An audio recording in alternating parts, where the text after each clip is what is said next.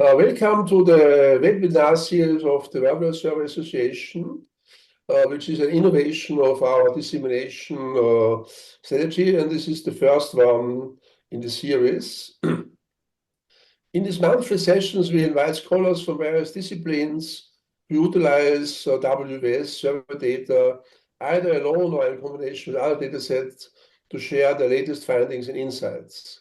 The webinars will explore a wide range of topics measured through the time series WVS surveys, covering analysis of both substantive issues and methodological perspective. The first webinar is now with the topic Subjective and Objective Dimensions of Culture, the revised Minkov-Hofstede model expanded through the WVS survey. The guest speaker of the first webinar is Professor Mikhail Minkov from Varna University of Management in Bulgaria. And he holds a PhD in social anthropology from the University of Sofia, Kliment Odrisky, and an ME degree in linguistics, also from this university. Michael Minkov's main research interests, the main publications are in the field of national cultures and societal differences. He was a close academic associate of Minkov-Hofstede and has published articles that expand, update, and completely revise the model of Hofstede of national culture. So welcome all of you, and I give Professor Minkov now the floor for his interesting talk. Thank you.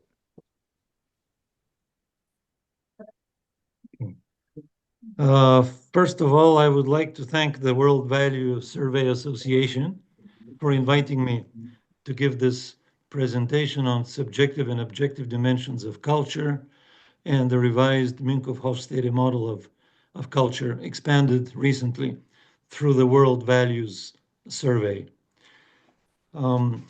This is a short presentation of a long story going back to 1970 when Gerrit Hofstede proposed the first model of national culture based on his research at IBM. And as we all know, he proposed the four-dimensional model of culture, which was later expanded to 5 and 6 dimensions. But it seems now that only one of the original 4 is valid. I will speak very briefly about the problematic dimensions. The first one is uncertainty avoidance. The problem with this one is that the pieces do not fit. The facets of this dimension do not really correlate. Countries with higher anxiety do not really have stricter rules and laws, which is the main pillar of this dimension, so to speak. As for masculinity, femininity, it's also a flawed dimension because one of the main things about this dimension is this view that the values and personality differences of men and women are a function of masculinity, femininity. In masculine societies, men and women are more different in terms of values and personality, and there are also other differences compared to feminine societies. But a lot of research after Hofstede published his books demonstrate that these distances or differences between men and women are actually a function of economic development and individualism, or what Chris Welzel calls emancipation. In individualist, more emancipated societies, men and women become more different rather than more similar in terms of values and personality. There are debates on why this is so, but definitely doesn't have anything to do with masculinity, femininity.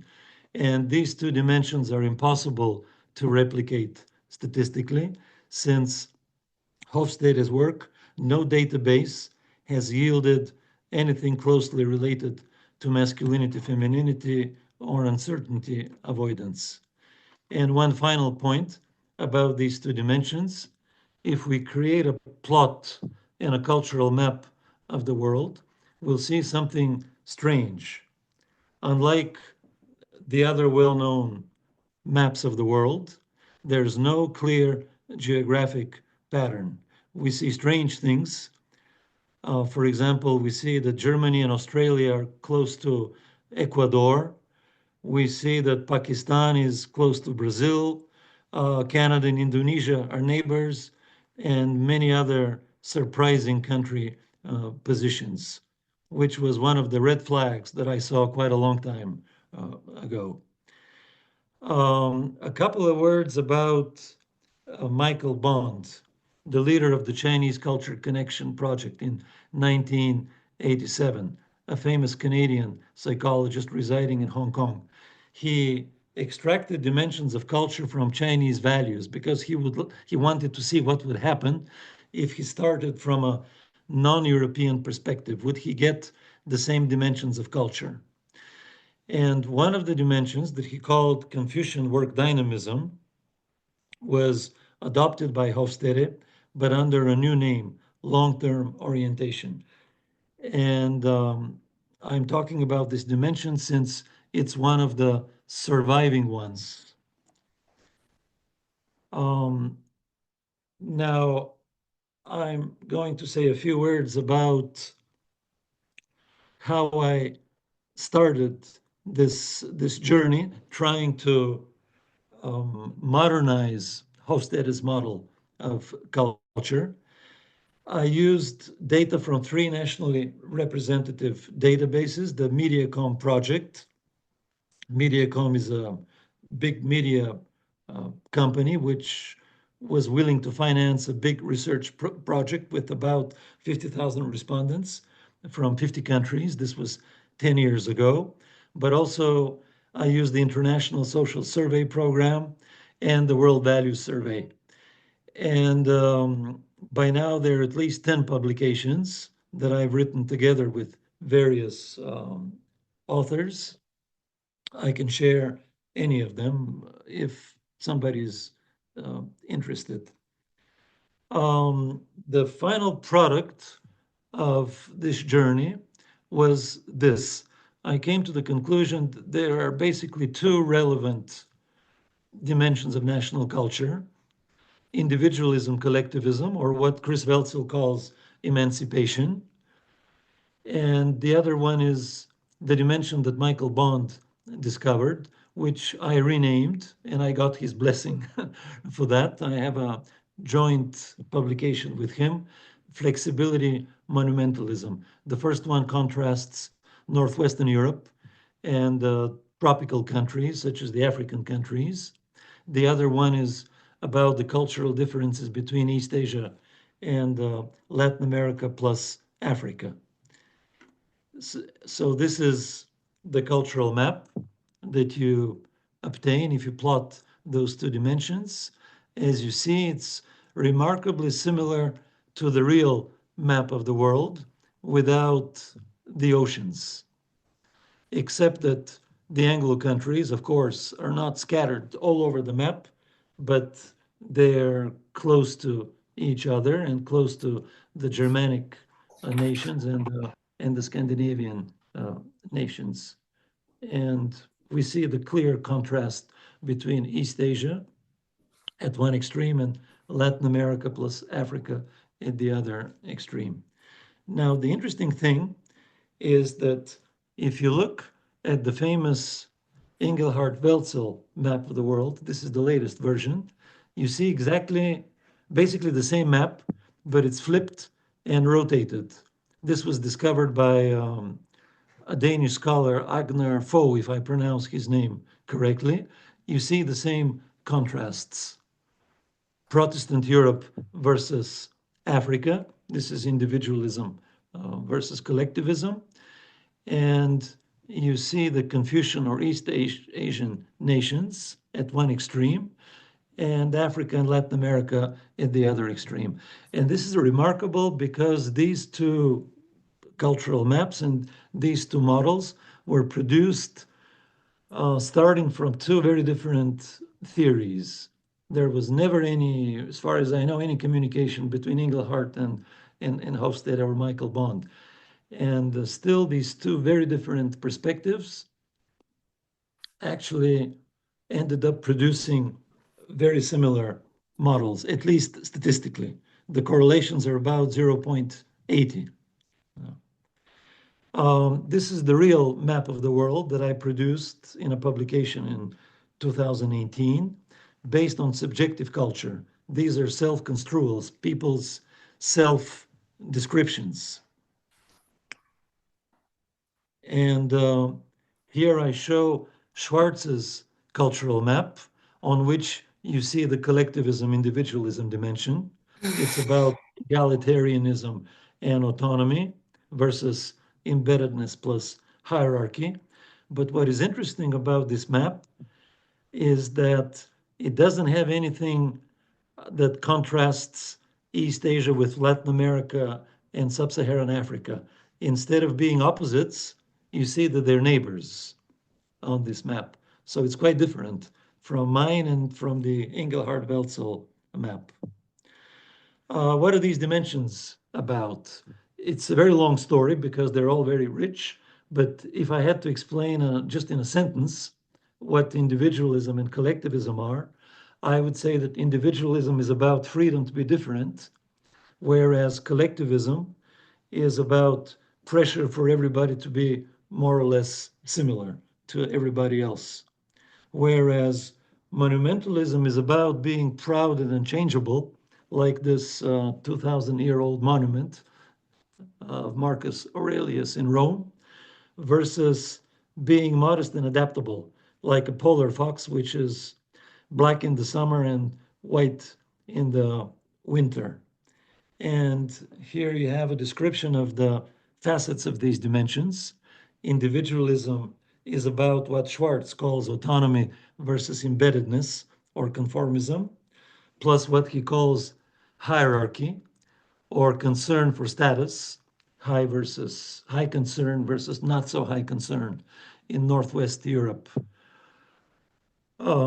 and the English-speaking world, and universal rights versus nepotism or privileges for in groups or groups with a lot of power.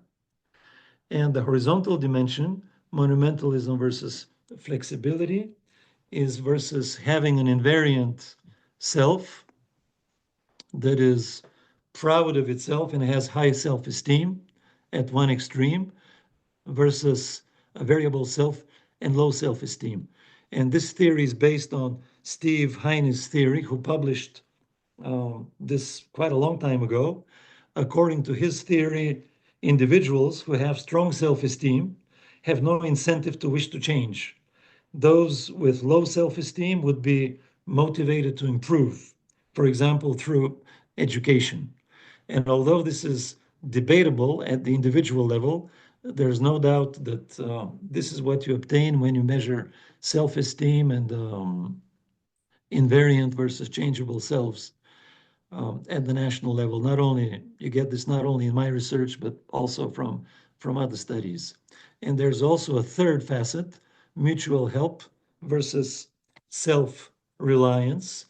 The explanation is that by helping others, you gain their admiration, which boosts your self-esteem, which is the situation in Latin America and Africa. But at the other extreme, in East Asia, the focus is on self-reliance. And the interesting thing is that you get a very similar map if you use objective indicators. This is a cultural map of the world where the dimensions are quite similar, but in this publication, this was published in 2021, Minkov and Castle, 2021, we use different names. Instead of individualism, collectivism, we speak of high emancipation versus low emancipation, to honor Chris Welzel's work in this field, whereas the horizontal dimension is short-term orientation versus long-term orientation, which is basically what is known as short life history strategy. I'm sorry, fast life history strategy versus a slow life history strategy. In societies where life is short, unpredictable, and fraught with danger, a life has to be lived fast, and one may have to accept risks. And in those societies, there's also relatively limited paternal investment. And in the other extreme, in East Asia, everything is different, as this map shows.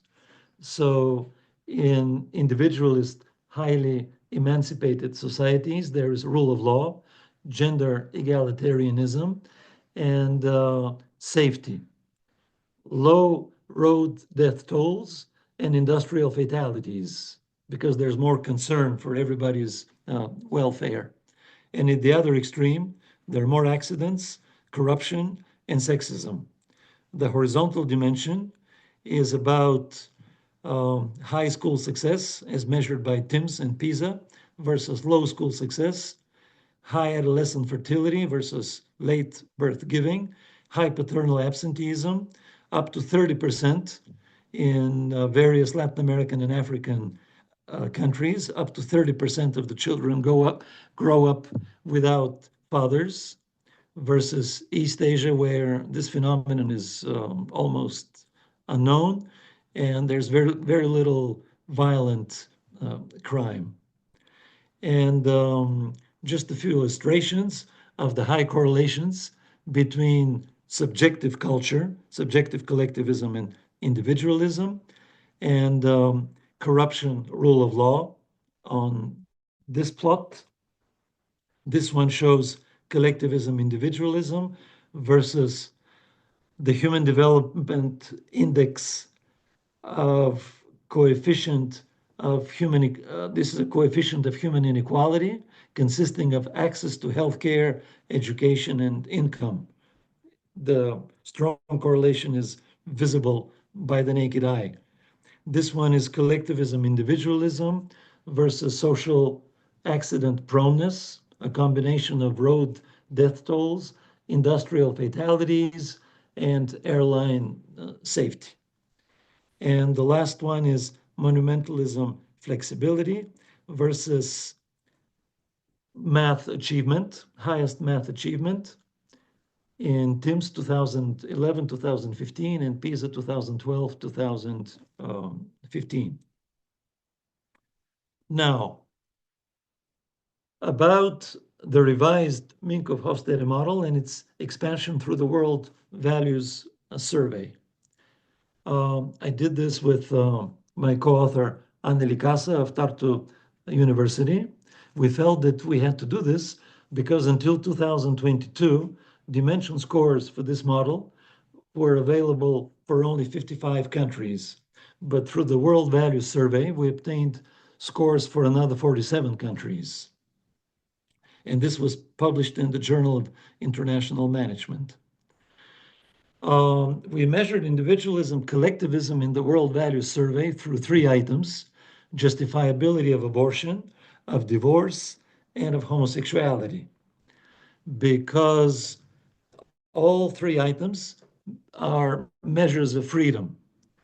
In addition to that, the second item is also a measure of the importance of in-group stability, which is a measure of collectivism. And the third one, justifiability of homosexuality, is a measure of the pressure on everybody to be like everybody else. So these 3 items give you a measure of individualism, collectivism. Of course, it's not a perfect measure, but we found that they give us pretty good predictions of individualism, collectivism scores. As for flexibility-monumentalism, we used another 3 items: importance of thrift for children, importance of obedience, and religiosity. The item that asks whether you're a religious person, an atheist, or something in between. Importance of thrift captures an interesting aspect of long versus short-term orientation, delay of gratification, and suppression of desire and self-sufficiency, whereas importance of obedience is the opposite of self-reliance. And as for religiosity, it's a proxy measure for the importance of immutable values and beliefs, since religions teach that everybody should be the same individual with the same values and beliefs, which should dictate um, specific behaviors. And this behavioral consistency is important, at least from the viewpoint of Christianity and Islam and Judaism. We first calculated average scores from 2010, 2014, and 2017, 2020, the latest waves of the World Value Survey. We then factor analyzed these items, the 6 items simultaneously, to be sure that we do get the 2 dimensions that we expect. And then we use the items in linear regression to predict the already existing individualism-collectivism scores from 2017 and the flexibility-monumentalism scores from 2018 that are missing in the publications on those dimensions. And this is the cultural map that we obtained. It's the same cultural map as the one that I showed before, but with many more countries. The clear geographic patterns are still there. We still have East Asia, but in this case, we also have Macau and actually Macau is the only new country, but we have some new Latin American countries and Asian countries and a total of 102 countries and territories. To validate the new measures, we considered some previously used measures, such as transparency versus corruption, average national achievement in mathematics, political freedom, road death tolls, gender inequality, homicide rates, and the Global Innovation Index. But since this was supposed to be published in a management journal, we also considered a lot of variables that have to do with business-related issues and international management. For example, global competitiveness, information and computer technologies adoption, economic freedom, research and development expenditure, gross savings, all kinds of things that could be of interest to international managers. And we found that all of these extraneous variables are related to both individualism, collectivism, and flexibility-monumentalism, the 102 scores for 102 countries that we had by that point after the expansion through the World Value Survey. In most cases, they were related to both dimensions, although the correlations were sometimes similar, sometimes not so similar. But both dimensions, in most cases, were significant predictors. We decided to see what would happen if we factor analyzed, or more precisely, if we ran a principal component analysis of all of these indicators.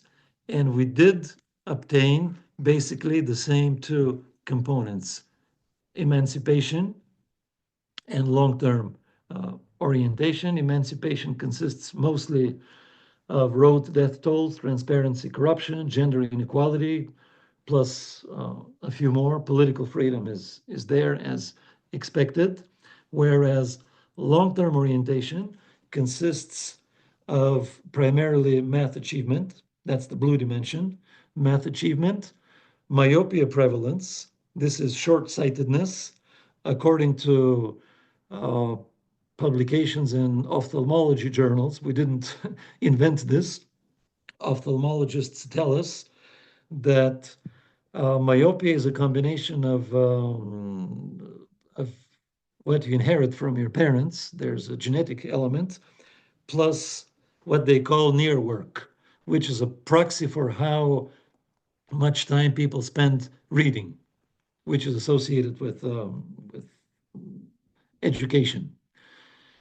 And this is also associated with what is known as a so-called Protestant work ethic, how many hours people spend working and how much they save, although this has nothing to do with Protestantism because it's the East Asian nations that have the highest scores on this.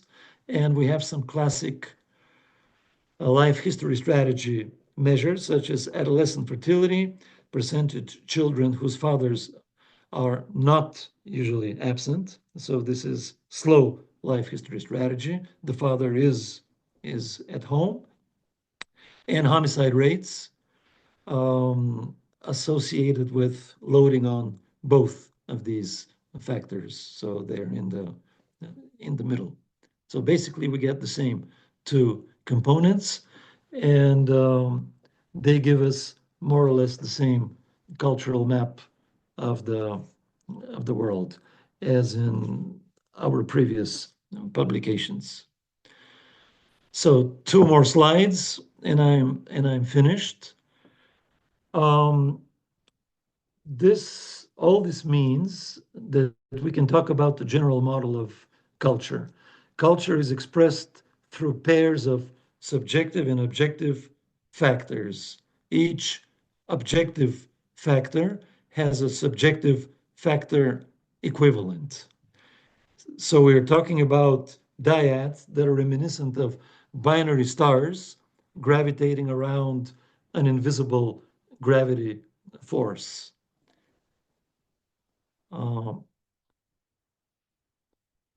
So I'm now finished, and if you have any dimensions or any comments, I would be pleased to try to answer them. Thank you very much, Professor Minkov, for this very interesting talk. The floor is open now for Q&A. If you want to comment or ask questions, but please introduce yourself at the beginning that the others know who you are. Of course, most of you are very famous, but nevertheless, say how famous you are and ask your question. Okay, who is the first breaking the ice?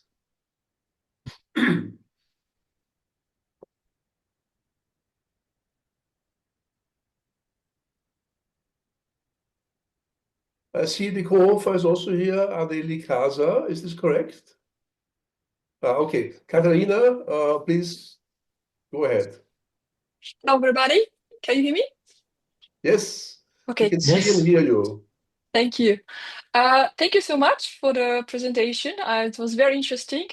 And actually, this week, as I'm teaching at a university level in the cultural management and in cultural skills, and it happens that this week I presented cultural dimensions just to show the students how we can discover and or describe different preferences across countries. So we use also Hofstede as an example, and the word value survey as well, yeah, to show a different way. And so I'm very happy that you revised the Hofstede model, so to show that some dimensions cannot be they are maybe not that valid anymore, or there are some assumptions that Hofstede had at the time are not not accurate anymore. And I have a question to your research, because also some of the statistics or the base that you showed us is maybe 10 years old or maybe even more, and a lot of data comes from the time before the pandemics. Yeah, so what do you think, if you would do it again, revise your research, would you maybe get different scores? Will be any shift? Yeah. Thank you. Yeah. Thank you. Yes, thank you. I'm sure the scores would be somewhat different. Some countries will have moved. I don't know if that has anything to do with the pandemic, but cultures change. Cultures change, we know that. But I don't think that the changes will be so substantial, so dramatic, that we would not get the same two dimensions.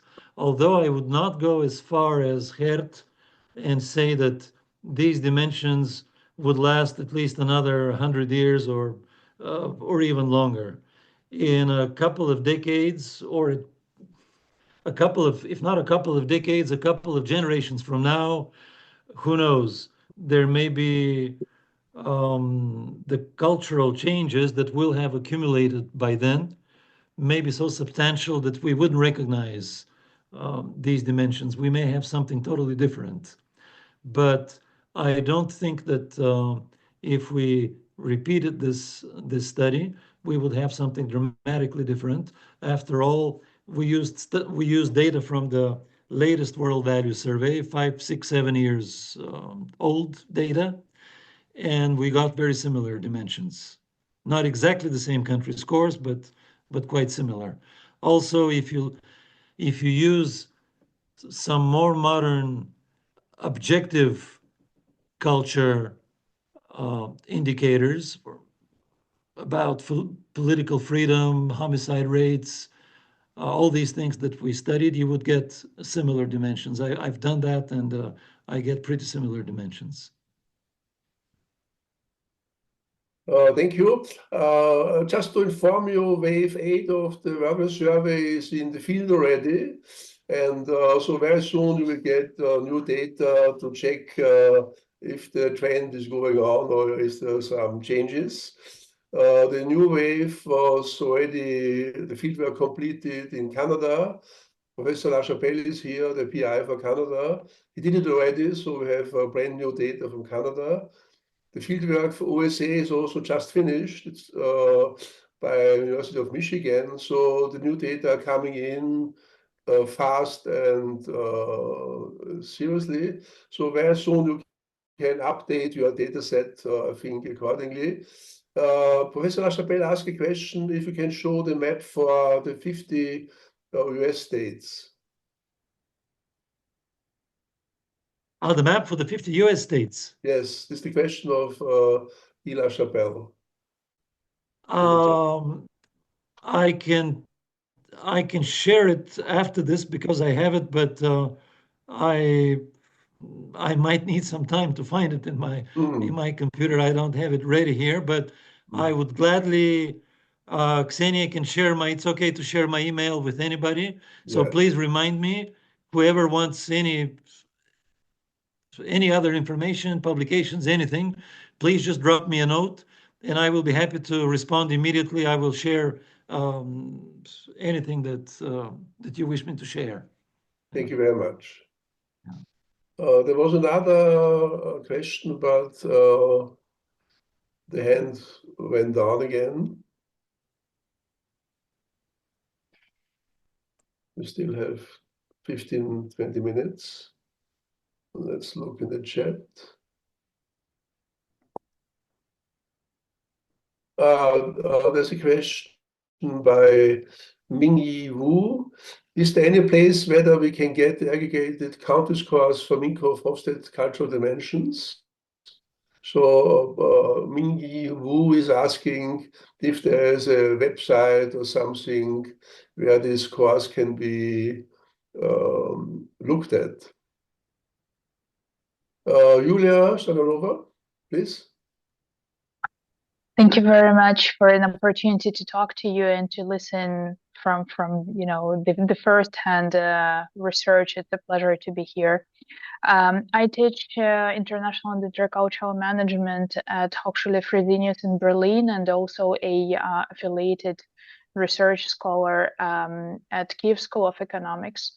And I would like to ask you, so you mentioned that pandemics didn't give so much of the change, but surely the Russian invasion into Ukraine did, and surely the previous Ukrainian Maidans that showed the self-expression, the high emancipation, and not going to the Russian vector of development. So one of the biggest things that Ukrainian intercultural scholars were having the question with the Hofstede models and numbers is that Ukrainian numbers were always estimated on the tool to use. And I saw from your slides that you put Russia and Kazakhstan together and Ukraine more into the East Slavic cluster. So could you tell if this is something that you see already? Showing the tendency. So this is exactly the slide that I'm referring to. Could you please give a little bit more depth into Ukraine-Russia dissimilarity? Thank you very much. Thank you. Okay. Thank you for this question. It is a bit dangerous to generalize because even though I believe that these dimensions are correct, so to speak, because they appear in different databases, the exact positions of countries may be disputable. So this is not set in stone. But still, according to this map, what this map shows, it shows that Ukraine is somewhat more individualist, which means somewhat more westernized in terms of culture than Russia, which is probably plausible because large sections of what is today Ukraine was in the past was part of the Austro-Hungarian Empire, and it was under Western influence. So I wouldn't be surprised if this were true, if in general Ukrainian culture were somewhat more individualist than Russian culture. That's all that I dare say. And you see how close Ukraine is to Poland, by the way, which is not surprising since there's been so much Polish influence on Ukrainian language and culture, and so it's not surprising that they're so close to each other. Ukraine seems to be closer to Poland on this map than to Russia. Thank you very much. There's a question in the chat by Michele Candeloro to you. Where can she get the database of the Schwarz scale? The database, if you want the Schwarz dimensions and the scores, they're available. They're available somewhere on the internet. But again, if you ResearchGate or I don't quite remember, but again, if you send me an email, I can share them with you because I have the scores. He shared them with me some time ago, and I can share them with anybody. They're supposed to be publicly available. He wants to have them shared. You can try ResearchGate, and if you don't find them there under Shalom Schwarz, then please send me a message, and I will send you an SPSS file with the scores. Thank you. There's another question by Katarzyna Jezek-Hartz. Would you please share your email address? Okay, I will do it right away in chat. Yeah, that's great.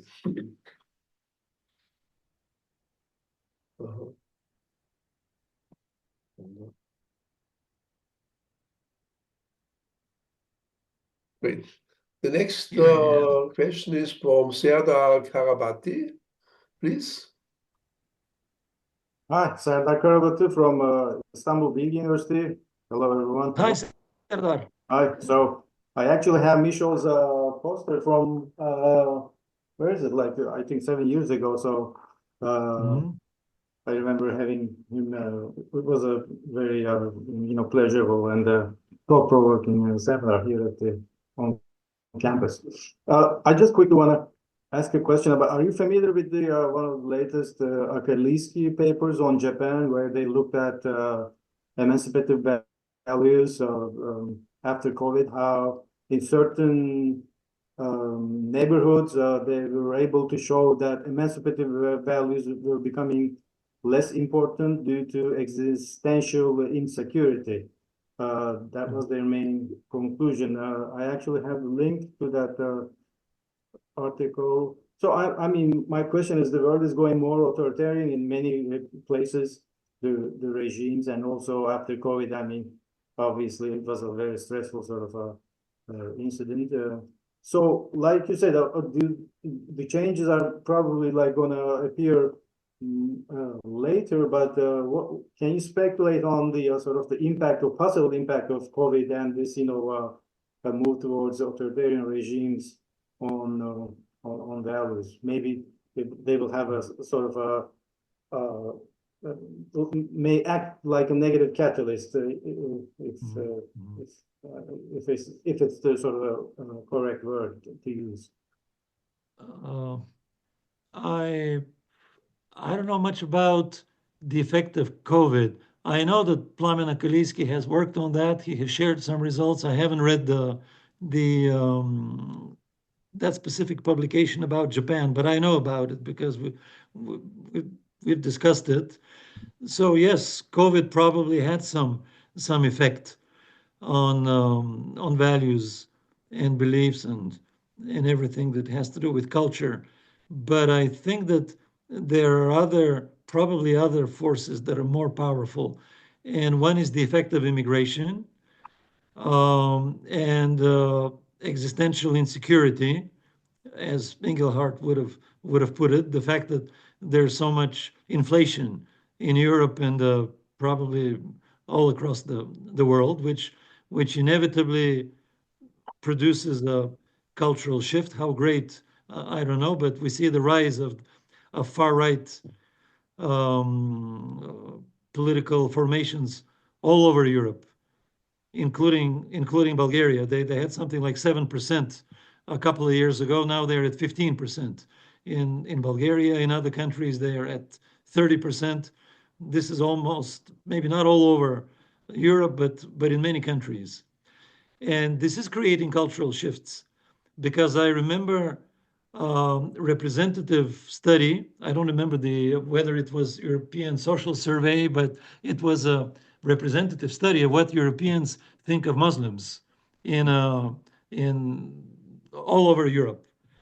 And I thought that this would correlate with individualism, collectivism. In the most individualist nations like Scandinavia, they would have the most positive attitudes. Whereas in Southeastern Europe, there would be more negative attitudes, especially in view of the fact that we were under the Ottoman Empire. And at least when I was a child, we would study, they would tell us horrible things about those Ottoman times. It turned out exactly the opposite.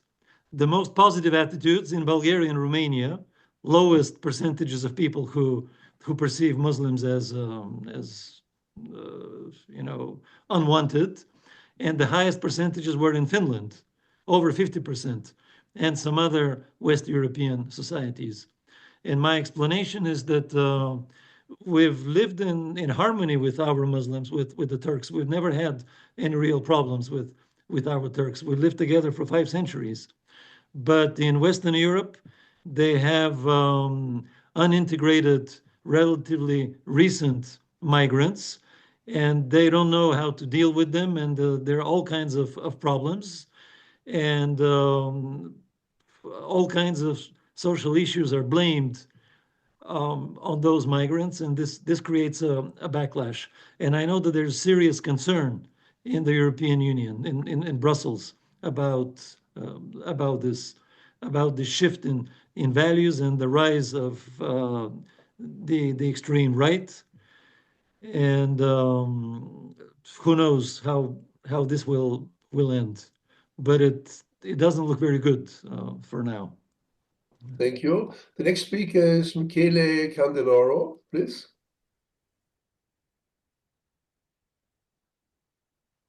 Good morning. Thank you so much for your presentation. My name is Michelle. I'm Brazilian. Oh, it's okay. It's okay, Christians. I'm Michelle.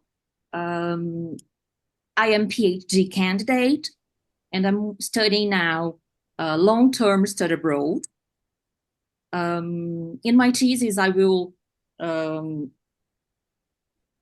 analyze the academic performance, and I'm in a moment that I want to know if the students that spend from 6 to 1 year abroad, if they change their own values. So my question is, I know that it's a nation score, but do you think can I use the world value surveys, the questions you selected, can I use them to measure personal values or personal changes in terms of personal individualism or collectivism or flexibility?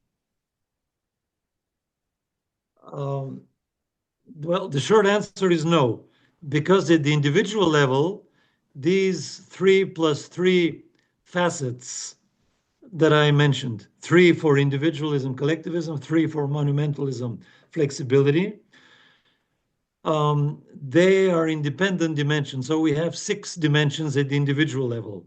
This was published. I published a couple of articles on that with some colleagues from different databases. We have a perfectly representative database for the United States with 3,000, a little over 3,000 respondents from all of the states, plus another one that is perfectly representative of Mongolia, 1,500 Mongolians.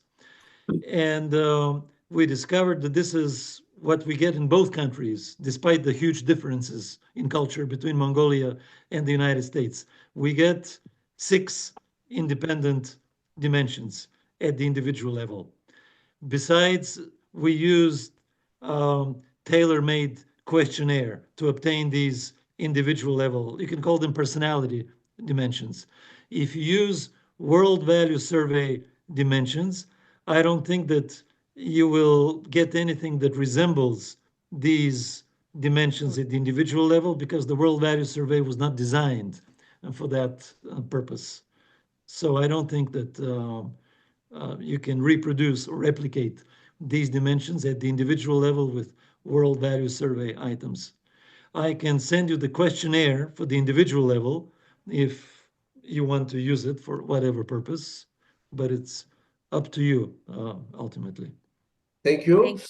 There's a question by Ming-Yi Wu. Ming-Yi Wu is asking, is the Minkov-Hofstede counter score available in public? And if yes, where can she find it? The counter score. Yes. Are you asking about the scores? If you're asking about the scores, yes, they're available. I can share the relevant publications, because all this has been published. If that's what you need, the dimension score. She's now online. Yes. We can talk with her. Okay. Yes. Okay. So then I can email you as well, right? So you will share with me the country score and also probably the SWAS score in SPSS file. You want the SPSS file with the scores? Probably for country level for your score, yeah. I think so. Yeah. Probably either raw data or aggregated score would be better. Yeah. I can share the aggregated data.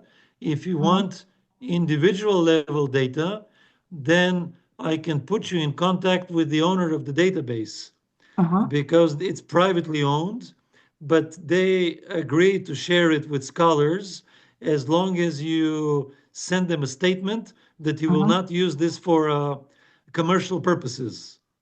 Oh, I see. Okay, so I'll probably just get the country level score, and also for the SWAS score, another participant asks you. So I will probably also email you for the SWAS score. And thank you for sharing, and thank you for your presentation. Okay, sure. Okay. Thank you for your interest. All this, the principle is like the world value survey. All this can be shared as long as you don't use it for commercial purposes. Yeah, of course not. Yeah, thank you. Yeah. There's a question by Beza Utsa.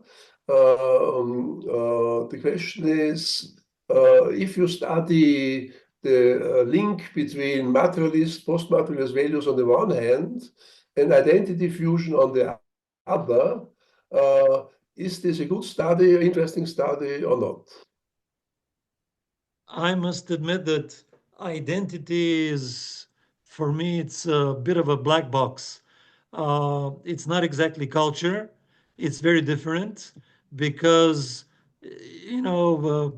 people with very similar cultures, like Serbs and Croats, have fought and killed each other simply because they have different identities. And you find this in Africa, you find this in the Middle East, and in many other places. So identity is something very different from culture, and I'm not an expert there. Thank you very much. So we have 6 minutes left. Last chance to ask Professor Minkov. But it will be also online, so we are recording it. It will be available on the YouTube channel of the WVS survey.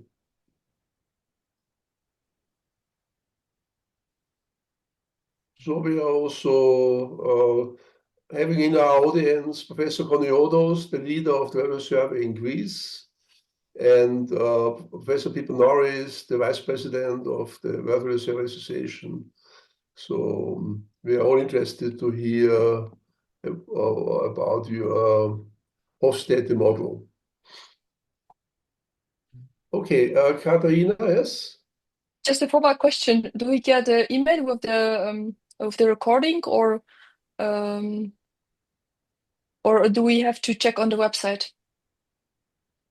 Because it's my first time that I attend the webinar, so I don't know how it works. Yeah. So the head of the secretariat, Dr. Kisilova, will answer this question. Okay, thank you. Thank you very much, Catherine. It's also the first time for us. The video will be available on the website, but also WVS Survey has a YouTube channel where we have also previous recordings of our lectures and events, and it will be available there. Okay, thank you. So you go to YouTube. So you have to check it by myself, yeah? I don't get any notification. It depends. If you're subscribed to our newsletter, you will likely receive it. Okay, so I would. Okay, thank you. Otherwise, you go to the YouTube channel and type in WVS survey, and then you should get the our recordings or films. So there's a question by Tamene Keneni Valga. Thank you for the presentation. How do you account for variations within the culture? Yeah, this is interesting. I've done a bit of that too. And some of you asked about the American map. That's interesting because it turns out that in big countries like the United States and Russia, you get these dimensions also inside the countries when you use the 50 US states or the 80 Russian regions, oblasti. You can use them as units of analysis, and if you have appropriate items or indicators, social indicators, you will get the same 2 dimensions. But if you try smaller countries like Kazakhstan, for example, I've tried this with Kazakhstan and with the Philippines. I worked for the governments of Kazakhstan and the Philippines. Both governments wanted cultural maps based on the 16 regions of Kazakhstan and also the administrative regions of the Philippines. And we discovered that this doesn't work so well. We do not get clear dimensions within those countries. And my explanation is that the cultural variation inside is not so great, so you cannot reproduce the dimensions. It takes really big countries like the United States and Russia, maybe China, maybe Brazil, maybe India. But with smaller countries and less variation, you would not get, you can get personality differences between individuals, but you probably wouldn't replicate these dimensions. Thank you. Michelle said we should do it in Brazil also, because Brazil is a very big country and could be applied this approach. Yes. Okay, we have 2 minutes left. Last chance to be on the... Yes, Seda? Maybe as a quick note to Michel, Ron Fisher has some, I think, publications on Brazil using Schwartz values, comparing 5 regions as far as I can recall. So maybe you may want to check them out. I think from 2015 or 16. Yeah. Could you repeat? Ron Fisher. Tamene Valga is asking, what about Ethiopia? Is this a case for this study? In terms of size, in terms of diversity? Ethiopia, Yes, that's a question Yeah. by Tamene. Ethiopia has different religions and many ethnic groups, but I wonder if it's big enough to have these cultural distinctions inside. So I don't know. I'm not knowledgeable about Ethiopia. I don't think that anybody is. Maybe to answer this Tamene question. is from Ethiopia. Yeah. Okay, then 1 minute before the end of our session, I would like to thank Professor Minkov, and I would like to thank the audience for these interesting and excellent questions. And I'm glad our first webinar of the Verbal Survey worked quite well, and we had lots of food for thinking. And we are now every month, so just to warn you, every month we have a webinar, and you can join again the community to discuss issues which are linked with the Virtual Survey Association. Thank you very much, and take care, and see you soon, at least next month for the next webinar. Thank you. Thank you, everybody, and let's stay in touch. Let's stay in touch. That's right. Bye.